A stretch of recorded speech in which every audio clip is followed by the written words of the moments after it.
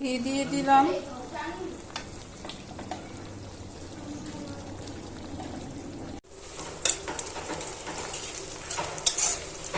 রোস্টের জন্য পেঁয়াজটা ভেজে নিচ্ছি।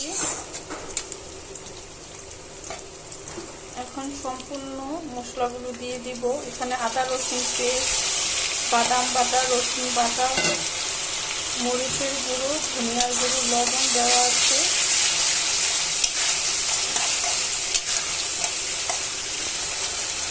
একটু সস দিয়ে দিচ্ছি।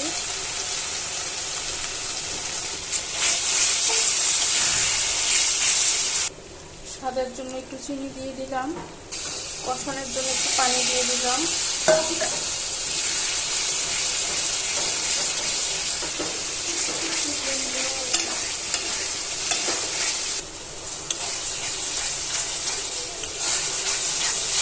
মশলাটা কষানো হয়ে গেছে।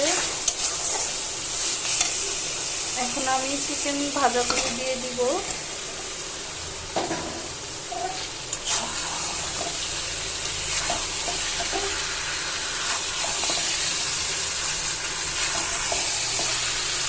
চিকেনটা ভালোভাবে মশলার সাথে মাখিয়ে নিব।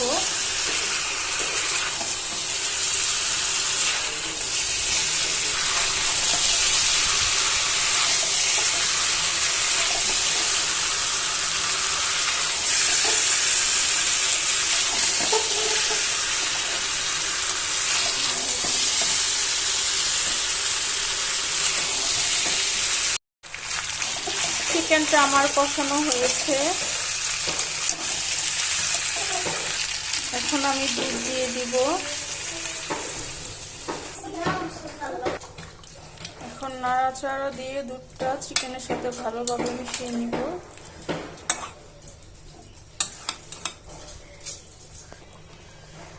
চিকেনের ঝোলটা বলক চলে আসছে। এখন কমিয়ে দিব।